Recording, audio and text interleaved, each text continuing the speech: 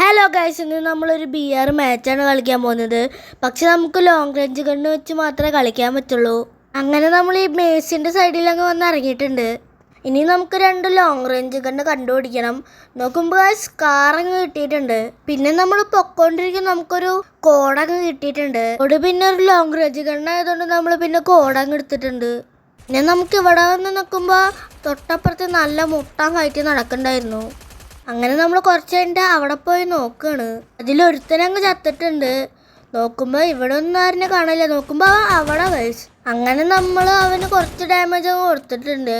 പിന്നെ നമ്മൾ അവനെ വരാൻ വേണ്ടി വെയിറ്റ് ചെയ്യണം. അപ്പോൾ അവിടെ വന്നു, നമ്മളൊരു ഓസ്കാരം കിട്ടും. പിന്നെ അവനങ്ങ് കൊന്നു. പിന്നെ നമ്മൾ ഇത് കൂടെ പോയിക്കൊണ്ടിരിക്കുമ്പോൾ റൂഫിൻ്റെ അവിടെ ദൂരത്ത് നിൽക്കുന്നുണ്ട്.